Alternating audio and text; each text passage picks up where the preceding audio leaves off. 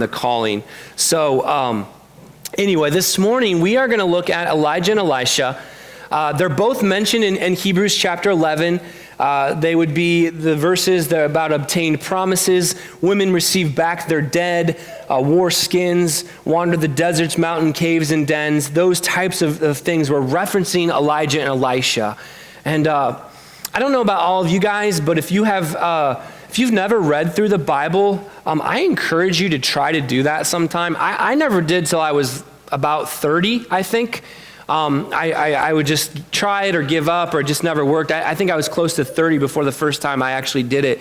But it's been amazing to me in looking at these heroes of the faith stories, how many of these stories are basically talked about in Hebrews, but yet they're stories that we probably have skimmed over or never read, or definitely are not all of these make it in the Sunday school curriculum. But there's so many stories. And another thing that really stood out to me this week and just rereading through a lot of 1st and 2nd Kings, specifically the chapters about Elijah and Elisha, is how much their stories have a parallel story. So a lot of the things that Elijah did, Elisha did too. And I just thought that was so cool. Like 1 Kings 17 and 2 Kings chapter 4 almost are identical. And like the fact that there's a widow involved, there's a provision for a widow, there's a widow giving her son back, and Elijah does that, and then Elisha does the exact same thing however many years later that separates 1 Kings 17 from 2 Kings chapter 4. But I thought that was so cool, the parallelism of these two prophets, and that so many of their stories were identical. So again, I don't know that those are things you pick up on if you don't read through. And so I know that Leviticus and Numbers and Deuteronomy is just not fun. And I get that, like it's not fun at all. But I just encourage you to try to read through as much of this as you can if you've never done that. There's so much to be gleaned here, and there's so much that ties into the New Testament, and it makes it all make sense. And it's just, I've really been reminded of that and doing these character studies, because I normally preach expository, and so these character studies have really stretched me and made me do things I'm not used to, but it's reminded me of some of the stories that I've forgotten about or just read over really, really quickly. So anyway, I just wanted to just kind of throw that out there quickly. So this morning, we're going to look at Elijah and Elisha and some things that we can see from their lives. And that first blank in your notes was women receive back their dead. And so if you turn to 1 Kings 17, 1 Kings 17, there's essentially 3 stories right here in 1 Kings 17. The first story is Elijah predicting the drought. And so he predicts this drought, and then he goes into the story of the widow, and then the widow getting her son back. And so to give you guys just a little bit of background of why this mattered. So Elijah comes before Ahab and says, as the Lord, the God, Ahab is the king of Israel, the northern kingdom, one of the most wickedest kings they had. His wife was even worse, Jezebel, you've probably heard that name. As the Lord, the God of Israel is, before whom I stand.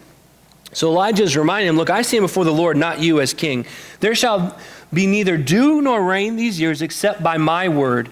And the word of the Lord came to him. Okay?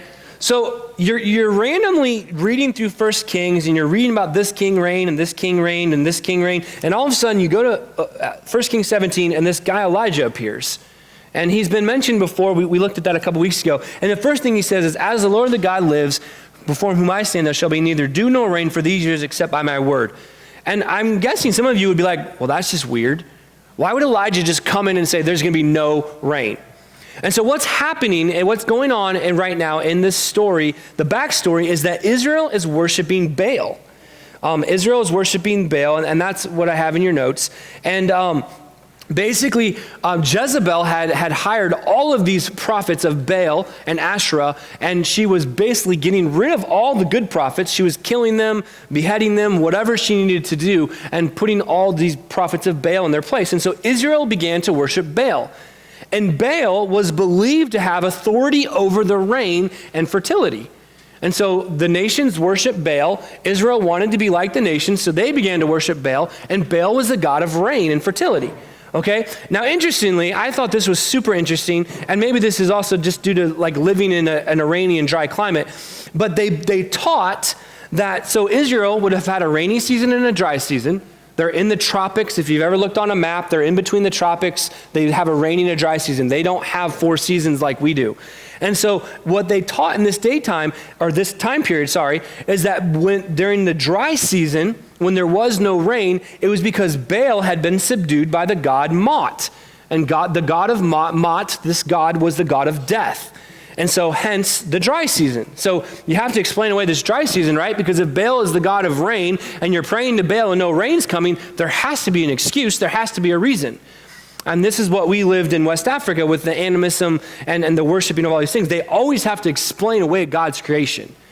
And so God's creation has created this dry season, this rainy season, but that doesn't work in the theory of Baal, so there has to be a reason. Well, the reason is that Baal is subdued by Mot, the god of death, so you have the dry season for 6 months. But then Baal is resurrected because of all the prayers and all the sacrifices and all the giving. Baal is resurrected and he reigns again, and when he reigns again, the rains come again.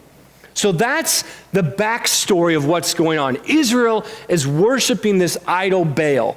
And then another aspect of this that's going to be important later on in the Elisha story is that when they did that, they would come into the temple and they would kiss the statue. They would kiss the statue of Baal.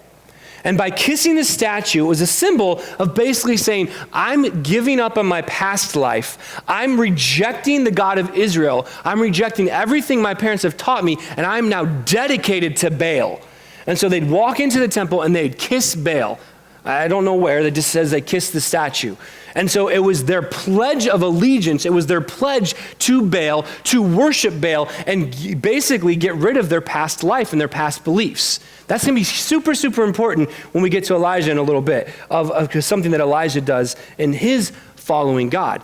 And so that's the backstory. Israel's worshiping Baal. They're clearly worshiping Mot as well because they believe Baal is bringing the rain and not bringing the rain. They have prostrated themselves to Baal. And that's why when you read through all these other books like Jeremiah and Ezekiel and so many of the prophets, they compare this with prostitution because they have surrendered themselves to Baal and given up on the other thing. They're serving Baal. And Elijah comes along and says, look, I stand before the Lord, not Baal. And there's not going to be any rain because he says so. And so God is showing the people in this story in chapter 17, verse 1, he's showing the people that he is in control. And so basically, both Elijah and Elisha, and again, we're going to kind of focus on Elijah right now, but you can go over to 2 Kings, and I put it in your notes. You can go over to 2 Kings chapter 4 and read almost identical stories with Elisha. Almost identical stories, but we don't have time this morning to do both. So right now we'll do Elijah, and then we'll flip over to Elisha for a different story. But I put in your notes, in both passages, Elijah and Elisha were challenging the people's beliefs on who was in control. So the blank would be people's beliefs. Elijah and Elisha were living in a time where no one was worshiping God, no one believed in God. It was a pagan people, and they were challenging the people's beliefs. And that's exactly what Elijah does right here. He says, look, it's not going to rain again until I say it is, because that's what God told me to do.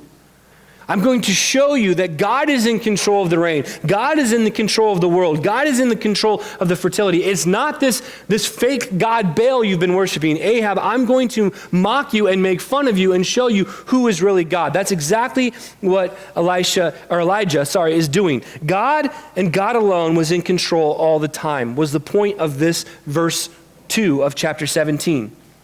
So he gives this message to Ahab. So imagine that. You walk before the king and you say, oh, by the way, it's not going to rain for the next 3 years. You wouldn't be very popular, right? I mean, if I walked in here and looked at all of you guys who farm and you count on rain, and I said, hey, it's not going to rain for the next 3 years, I don't think you guys would like me very much. You'd probably be like, whoa, what is that jerk talking about? Like, how dare he say it's not going to rain? Who is he? He knows if it's going to rain or not? That's exactly what Elijah did. He walked into the king's room and said, it's not going to rain for 3 years. And so God says, oh, and by the way, I'm going to get you out of there. I love that. You know, we always think that the heroes of the faith stayed and fought. In this case, God got Elijah out of there. He says, depart from here and turn eastward and hide yourself. God tells Elijah, go hide. You're going to need to hide. You're going to need to get away. You've just dropped a bomb of news. You're not going to be Mr. Popular. You're not going to get hired for the local weather. No one is going to like you. You need to get out of there. And so God tells him to go to this brook, which is east of the Jordan. You shall drink from the brook, and I have commanded the ravens to feed you there. So he went and did according to the word of the Lord. He went and lived by the brook Cherith, that is east of the Jordan. The ravens brought him bread and meat in the morning and bread and meat in the evening. And he drank from the brook, and after a while the brook dried up because there was no rain in the land. And so God basically gives Elijah this bold words to say. Elijah says these bold words, challenging the people's belief, showing people that God is in control. And then God goes, but it's okay, Elijah, I've just put you in a really bad situation, but I'm going to take care of you. And I think that's what I saw in this, is that, man, when God gives us messages to tell people, when God gives us words to say to people that are not going to be popular, we have to rest in the fact that God will also take care of us. Man, we've all been there, right? We've all had to challenge someone or say something or go to someone and go, I don't think that's God's plan. You're not living in God's will. I don't see this as a healthy situation. And God is showing us that those are going to happen to us as believers. Like, those conversations will happen. And God will take care of us. In this situation, he took Elijah to an unlivable place. This was not the place where people went to vacation. This was a place you did not want to go. It was unlivable. And he provided for his daily needs, the same way that he provided for Israel in the desert. He gave him bread and meat, not just once a day, but twice a day, in morning and night. So if you remember when Israel wandered around the desert, they just got bread once and meat once. And yet God gave this to Elijah twice a day. So he took him away. God shows his provision for Elijah by taking him to an unlivable place and providing for his daily needs. So when you're presented with a situation where you're going to have to give a tough message, I'm not saying God's going to take you to an unlivable place, but the point is that God will provide your daily need. Whether it's encouragement, whether it's prayer, whether it's actually food and water, whatever it may be, God will provide those needs to you. He always does. So that's what's going on. So Elijah's been out of the picture for a while. He's been in hiding. And then it says, verse 8 of chapter 17, then the word of the Lord came to him and he said, arise, go to Zephra, which belongs to Sidon. So that's interesting. So he's been in hiding from Israel, and God says, hey, I want you to go to the foreigners. You're not going back to Israel. You're going to go back to the enemies. You're going to go back to Sidon. So God puts him in hiding, then he sends him to the enemies. He sends him to non-Israelites. He sends him to the foreigners. And he says, I want you to dwell there. I want you to go live amongst the enemies. I want you to go live amongst the people who are worshiping Baal. The same people that taught my people to worship Baal. The same people that taught Israel to worship Baal. That's where I want you to go live. God's ways are confusing, aren't they? I'm sure Elijah was thinking, what? Like, why can't I return home? Why can't I return to my home village? You want me to go live with the Sidonites? Like, are you kidding me? Do you know how wicked they are? Do you know what they will do to me? Do you understand what's going on? That's what God told him to do. He said, behold, I have commanded a widow there to feed you. So he arose and he went up, and when he came to the gate of the city, behold, a widow was gathering sticks. And he called to her. He said, bring me a little water in a vessel that I may drink. And as she was going to bring it, he called her and said, bring me a morsel of bread in your hand. And she said, as the Lord your God lives. Interesting enough, this foreign widow, this foreign woman recognized that the Lord was the God of Elijah. I thought that was super interesting. Like, one of the things we're doing with the youth this year is we're working through passages and we're telling them to write down keywords and questions and conflict and trying to really teach them how to study the word. And when I got to that phrase, I was like, what? How does this foreign woman know God? And she says, as the Lord your God lives, I'm gathering a couple of sticks that I may go in and prepare it for myself and my son, and that we may eat it and die. In other words, we've got nothing left. We've got nothing left, man of God. Our provisions are gone, our food's gone, our water's gone. I'm literally making our last supper. And she says, I'm swearing that to you by the Lord your God. It's the same exact phrase that Rahab used with Joshua in Jericho. This recognition that the God of Israel was the God of gods, the King of kings, that somehow he trumped their God. Recognizing that the God she was serving was whether she knew he's made up or not, was nothing compared to this God of Israel. She says, I got nothing left. And Elijah says to her, do not fear, go and do as you have said, but first make me a little cake and bring it to me, and afterward make something for yourself and your son. For thus says the Lord, the God of Israel, So he uses that exact same phrase. You acknowledge that my God is the God of all. I'm going to say the Lord, the God of Israel. The jar of flour shall not be spent, and the jug of oil shall not be empty until the day the Lord sends rain upon the earth. And she went in and did as Elijah said, and she and her household ate for many days. And the jar of flour was not spent, neither did the jug of oil become empty, according to the word of the Lord that he spoke by Elijah.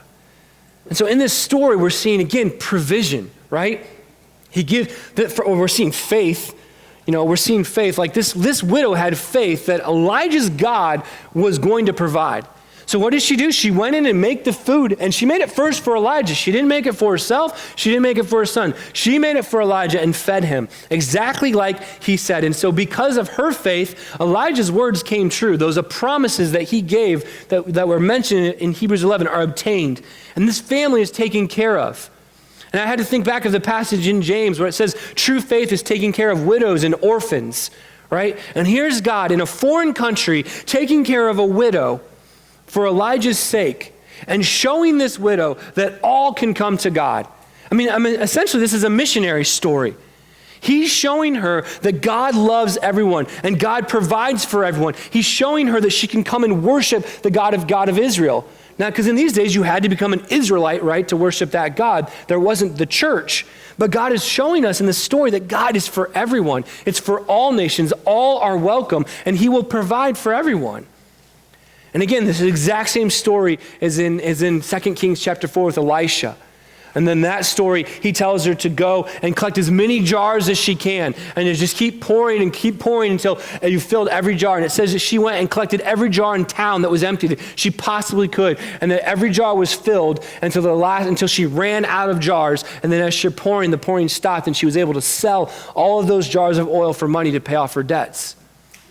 And she was also from Syria. So in both of these stories, God, through his prophets, provided for widows. One a foreigner. In Elisha, she was an Israelite. In 2 Kings chapter 4, she was an Israelite. I apologize. But in both stories, God provided for widows. These widows that had faith, these widows that believed. One was a foreigner and one was an Israelite. God is showing his people that he wants to provide for everybody. But you have to do it his way. You have to come and serve God the way that he has asked us to at this time through the law. So then the last story here in chapter 17. It says, after this, the son of the woman, the mistress of the house, became ill. So the son, she's a widow. She only has a son. And his illness was so severe that there was no breath left in him. And she said to Elijah, what have you against me, O man of God? You have come to me to bring my sins to remembrance, the cause of death of my son. And he said to her, give me your son. And he took him from her arms, carried him up to the upper chamber where he was lodged, and laid him on his own bed. And he cried to the Lord, O Lord my God, have you brought calamity upon the widow from whom I sojourn by killing her son? Then he stretched himself upon the child 3 times and cried out to the Lord, O Lord my God, let this child's life come into him again. And the Lord listened to the voice of Elijah, and the life of the child came into him again, and he was revived.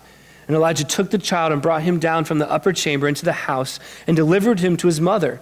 And Elijah said, see, your son lives. And the women said to Elijah, now I know that you are a man of God, and that the word of the Lord in your mouth is truth. And so this ultimate miracle shows this foreign woman that God is truly the God who he says he is. He's the God that provides rain. He's the God that provides food. He's the God that provides life. He is the God of gods. And she sees that and she believes that as she returns her son. And this is a huge, huge gift, right? It's one thing to have food in a famine. It's another thing to be a widow and lose your only son.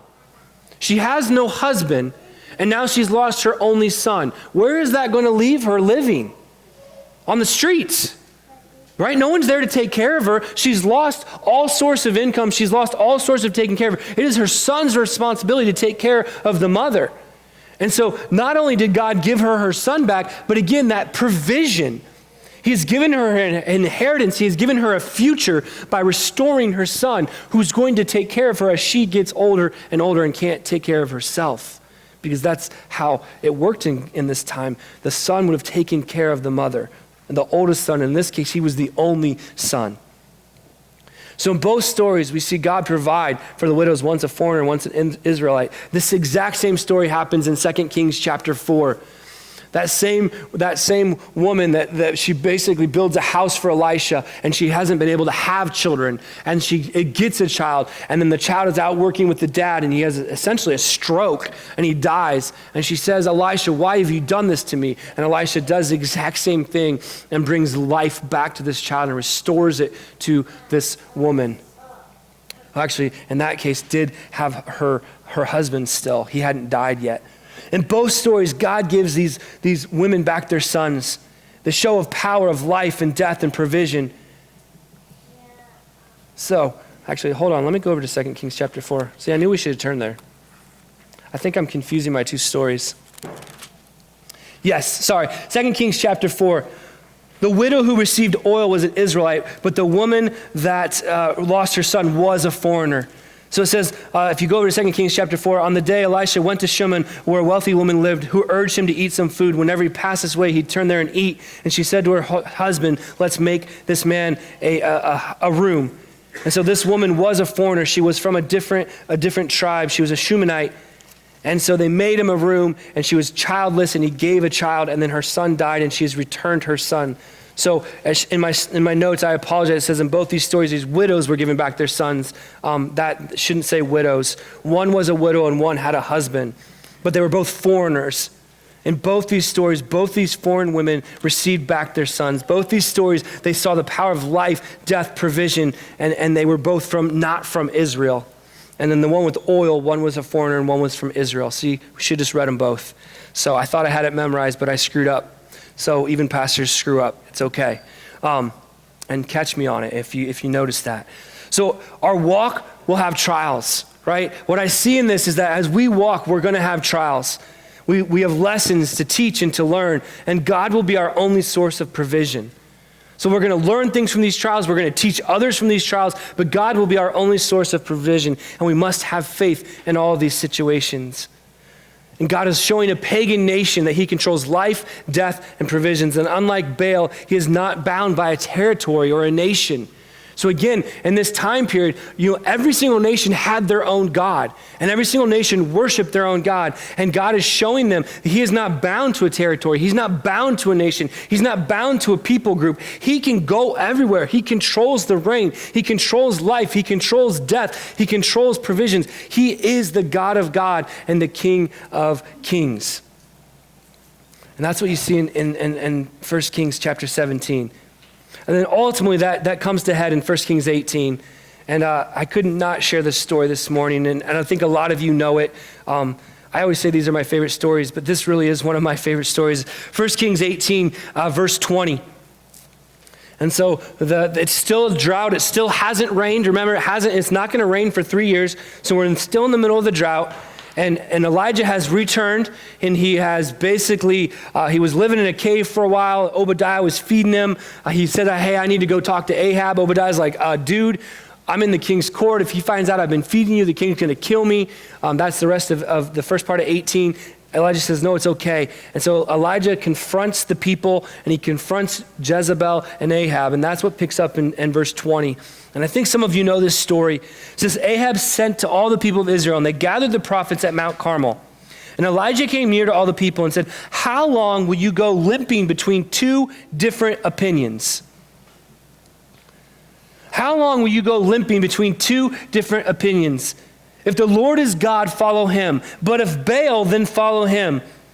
And the people did not answer him a word. The people were divided.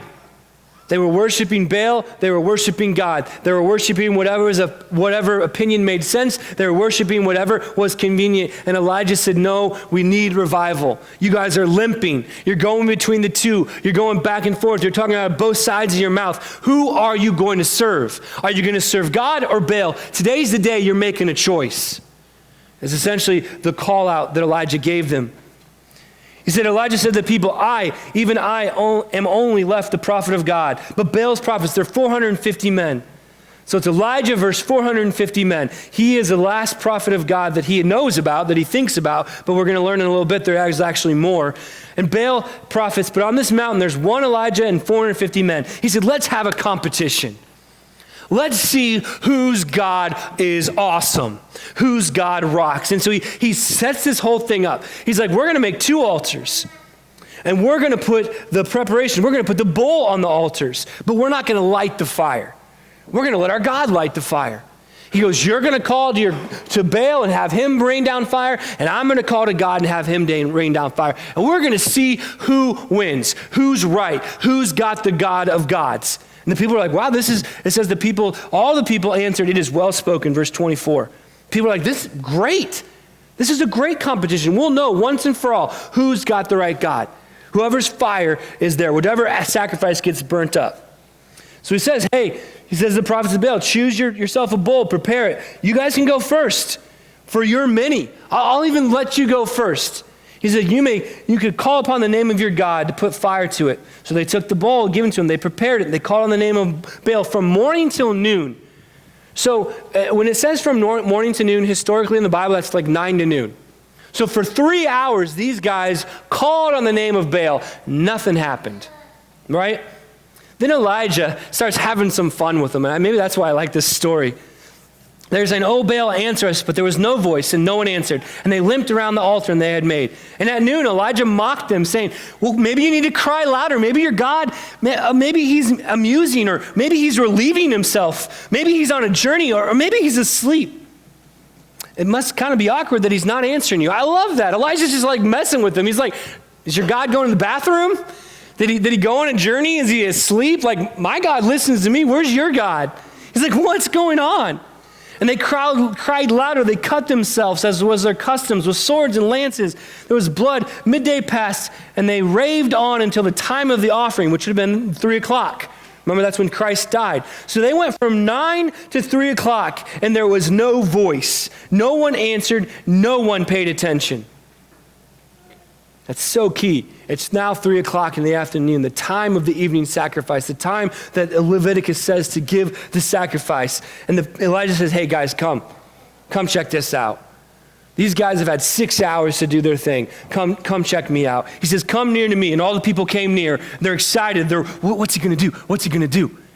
He repairs the altar of the Lord that had been thrown down. Elijah took 12 stones according to the tribes of Jacob, to whom the word of the Lord came, saying, Israel shall be your God. And with the stones he built the altar, and he made a trench around the altar as great as would contain 2 seahs of seed. And he put wood in order to cut the bowls in pieces. He said, fill 4 jars with water and pour it on the burnt offering of the wood. He said, do it a second time. And he said, do it a third time. Remember, there's no water, there's no rain. It hasn't rained for 3 years. Yet he pours 12 jars, 12 tribes, right? 12 jars of water on this altar with the 12 stones and the sacrifice. And it's the time of the offering. Then Elijah the prophet came near and said, O Lord, God of Abraham, Isaac, and Israel, let it be known this day that you are the God in Israel and that I am your servant. And that I have done these things at your word. Answer me, O Lord, answer me, that these people may know that you, O Lord, are God, and that you have turned their hearts back. In other words, God, I need revival. These people are worshiping something else. These people need to see who you are. They need to see a miracle. We need revival. Do your thing, God, because I can't do it, is what Elijah's saying. And then the fire of the Lord fell and consumed the burnt offering, the wood, the stones, the dust, and licked up the water in the trench. That's awesome. I have never seen fire lick up wood. I mean, not wood, stones or dust. Have you? I mean, I've seen big bonfires. I've seen some massive bonfires. I have a friend in Pennsylvania that used to build the biggest bonfire possible and drench it with diesel fuel, and then we'd light it with arrows that were flaming, because if we were near it, we would have died, because this guy was crazy. Like some of you that have probably done the same thing. I'm not going to name any names, because you all know who they are. Man, the burnt offering getting burnt up, yep, that makes sense. We've all lost a hamburger. We've all lost a hot dog. We've all lost a marshmallow to the fire. The wood being burnt up makes sense. We chop wood to heat it for the wind. But I have never seen stones. I have never seen dust. And I have never seen water licked up out of a trench. I've seen water evaporate, but I have never seen dust and stones go by. And the people saw this, and they fell on their faces and said, the Lord, he is God. The Lord, he is God. And the rest of the story, they killed all the false prophets. And then after this, the Lord sends rain. The people are swaying back and forth. This is not a new problem. Jesus talked about this all the time in the New Testament. In fact, he said you cannot serve two masters. You can't. God shows us once again, even in the Old Testament, you can't serve two masters. He shows us who will fight our battles for us. He's like, I'll fight the battle. I'll fight the battle. Just let me fight the battle for you. The people are swaying back and forth. I mean, so much of the New Testament letters are about this very thing. I mean, Corinthians deals with this very thing, the people battling back and forth. And the same thing that Jesus said, the same thing that John said, the same thing that Peter said, Elijah is saying right here, you must choose who you will follow. And I added in there, but to choose who we're going to follow, we have to have maturity and not be easily swayed.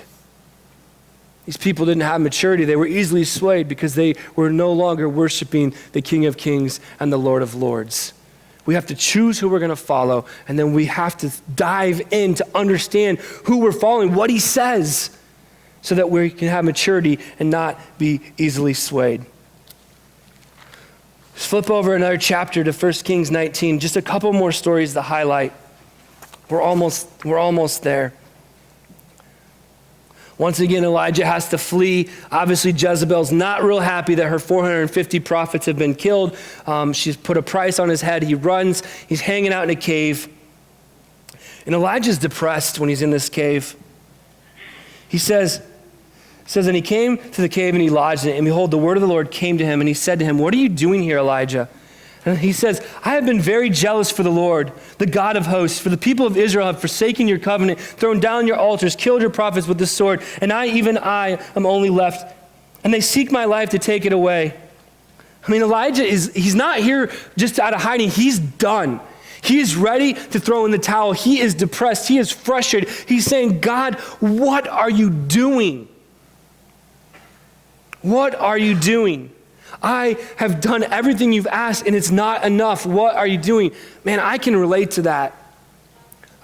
Brandon prayed this morning that share what you're supposed to share. And I'm just going to say this week was probably the most depressed I have ever been in my entire life. And I'm just going to be honest, I was ready to throw in the towel. I was ready to walk away. And if it wasn't for Brandon and the elders and people praying for me, I would not be here this morning. And I'm not saying that to toot my own horn. I'm just saying, like, I get it. I get it. Like, just some days it just doesn't feel worth it. And that's the week I have been through. It just didn't feel worth it. And as I was preparing these stories, and I'm like literally having this exact same conversation in my head, battling, going, God, how am I supposed to preach this when I don't even know that I believe it? I don't even know that I think it's worth it. Like, what is going on? And I got a text from Brandon. I don't even know where he is. He's like, man, we need to talk.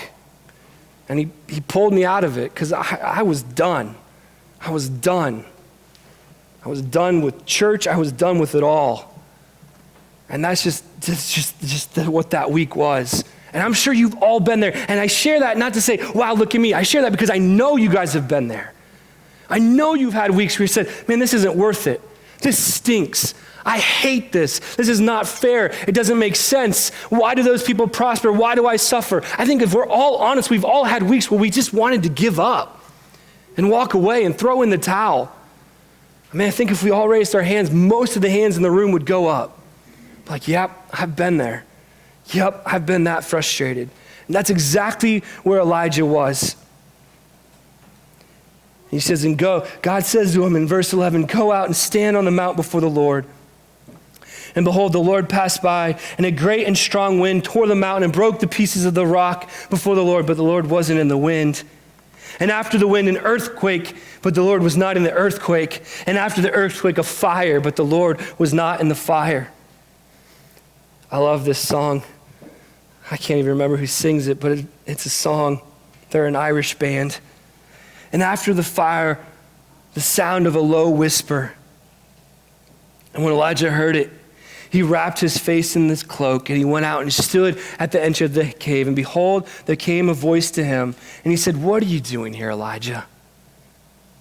He said, "I've been very jealous for the Lord, the God of hosts, for the people of Israel, forsaking your covenant. They've thrown down your altars. They killed your prophets with the sword.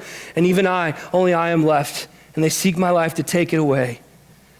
The Lord says, "Go return on your way. Get out of your self-pity. Get out of your wallowing." He said, "Go back to the wilderness of Damascus, and when you arrive, you shall anoint a new king over Syria. You shall anoint a new king over Israel. And Elisha, the son of this man whose name I'm not even going to begin to pronounce, shall be anointed to be a prophet in your place. And the one who escapes from the sword of Hazael will be on Jehu, and the one who escapes Jehu will be on Elisha." And this is where he gives this promise. He said, "Yet I leave 7,000 in Israel, all the knees that have not bowed to Baal, and every mouth that has not kissed him." So Elijah's just in this pit, in this moment of, it's not worth it. I'm alone. And God goes, "You're not alone. I'm not done with you yet." And there's 7,000 other people in Israel that feel the exact same way as you do. And you've got to continue your ministry for those 7,000. 7,000 that have not bowed to Baal and have not kissed his mouth. So apparently they kissed the mouth of Baal. There you go. Now you know. And so the very next verse is the call of Elisha. It wasn't exactly the message Elijah was looking for. Basically, Elijah said, God told him, I'm not quite done with you, but I'm going to use other people. But there's still 7,000. So as he's departed from there and he found Elisha, he went and did exactly what he was supposed to do. He was plowing with 12 yoke of oxen in front of him and was with him with the 12th. I don't even know what that would look like, 12 yoke of oxen. That would be quite the amazing thing to see 12 yoke of oxen and one guy controlling that. You guys do that with your combines, but imagine doing that with 12 yoke of oxen. Elijah passed by him and cast his cloak upon him, and he left the oxen and ran after Elijah and said, "Let me kiss my father and mother, and I will follow you." And he said to him, "Go back again, for what have I done to you?" In other words, Elijah's like, "Yeah, you better go back and do what you need to do, because I don't even know what I've just done to you. I've just called you into this ministry, and this is tough, and this is difficult, and I'm not sure you're going to like what it means. I'm not sure what I've just done to you, but I'm obeying God." And he returned from following me, took the yoke and oxen and sacrificed them, boiled their flesh, and the yokes of the oxen he gave it to the people, and they ate it. Then he arose and went after Elijah and assisted him. And I love these two stories. God reveals himself not in the wonders and the miracles, but in the small whisper. So many times we're looking for the wonders, we're looking for the miracles, we're looking for the aha moment, we're looking for the big bang, we're looking for the thing that we can write the story about or write a book, and yet God's in the small whisper. And for me this week, God was in the simple text of a brother who saw another brother struggling. He also tells Elijah the ministry will go on, but not through him. He must train another to finish the work. We looked at that several weeks ago, that as heroes of faith, we always should be discipling the next generation. So I love the fact that CMC is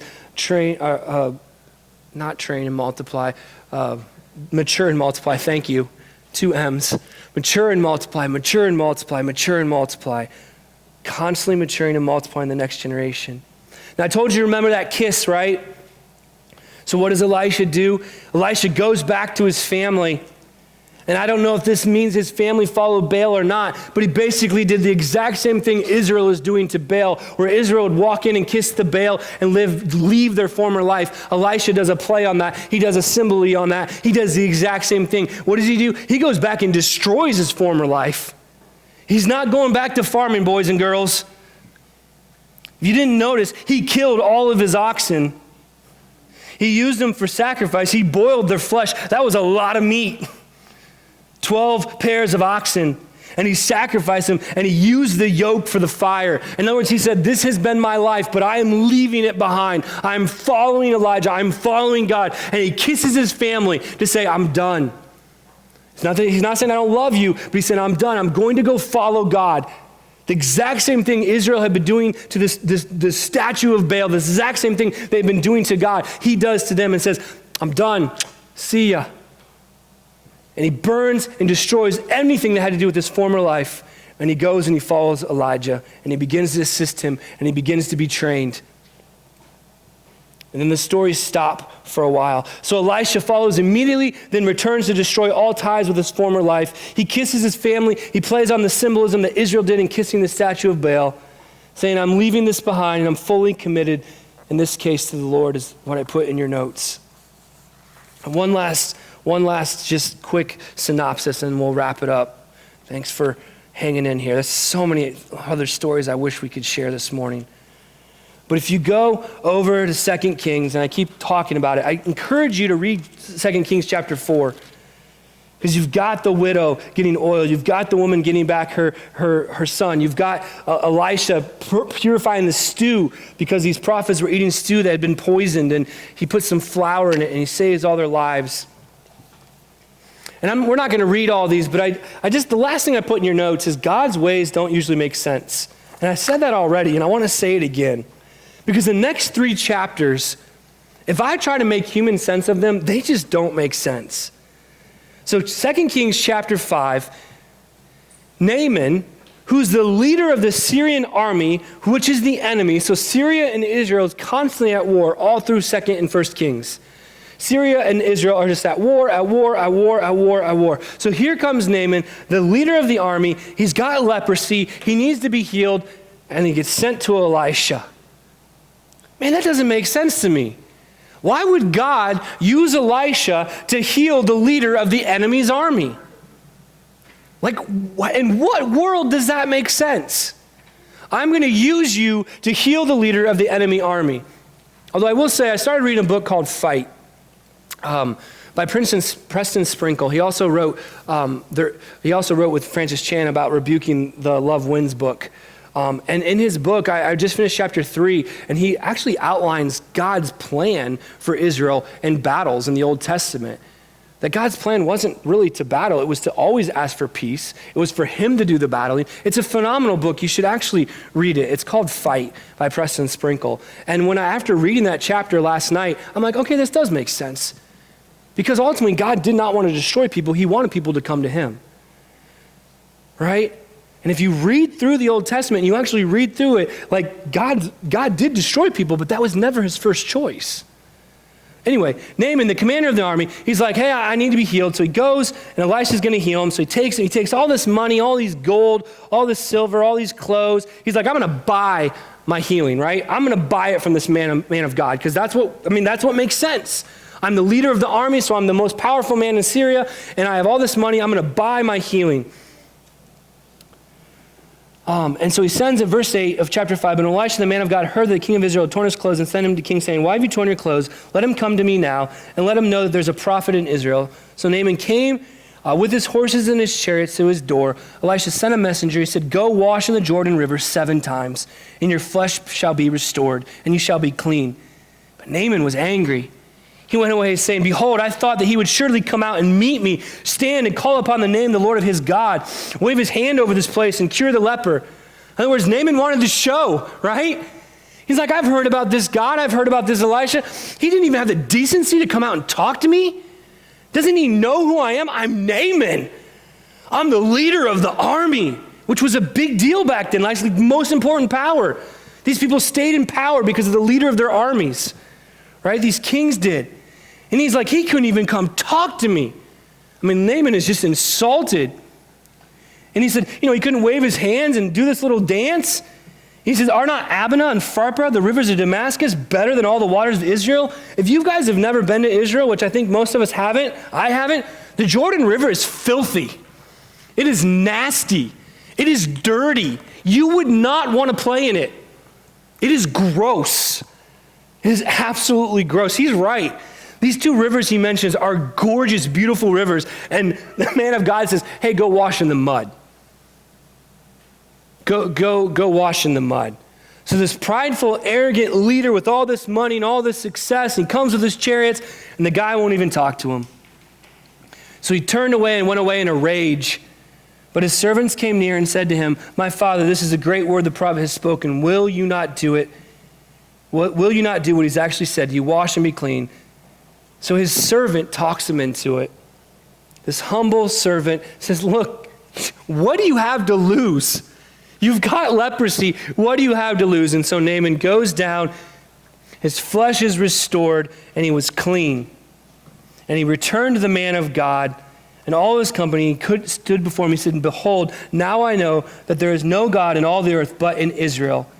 So I accept now a present from your servant.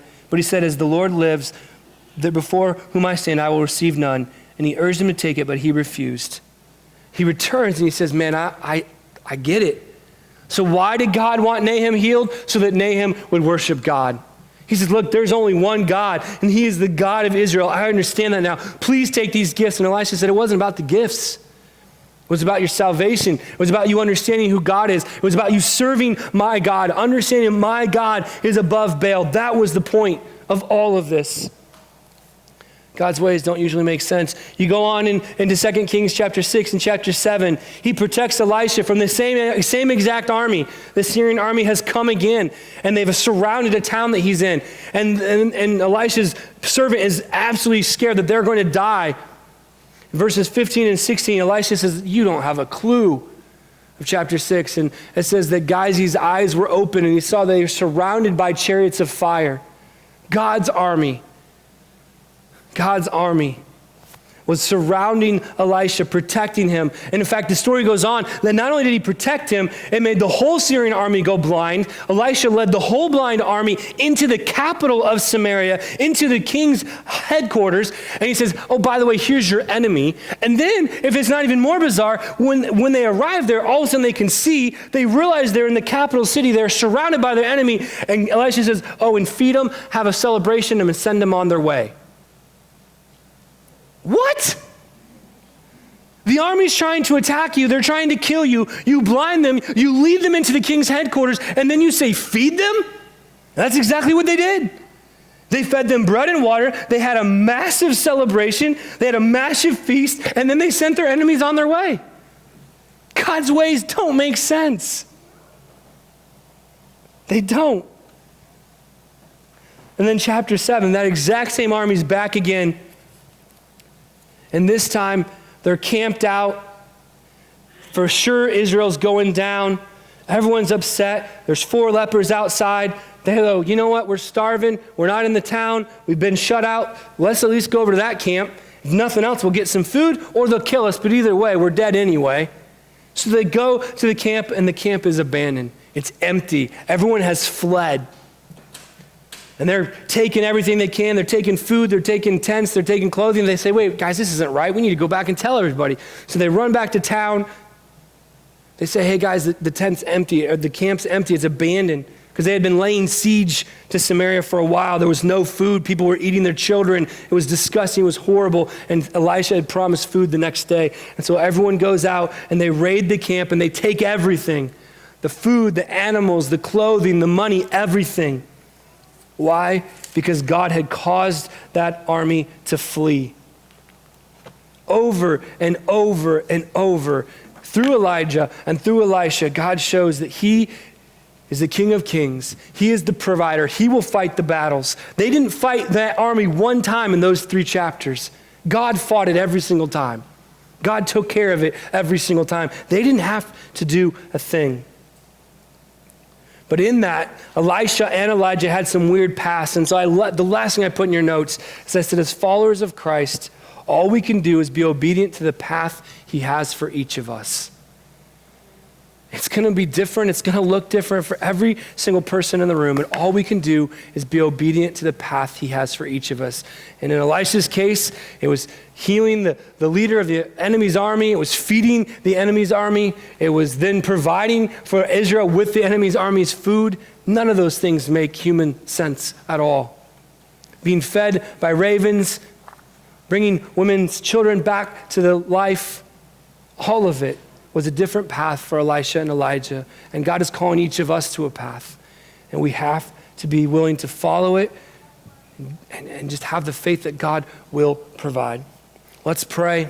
And then I think Burl's coming up to read this morning. Is that right? Or Jerry, sorry.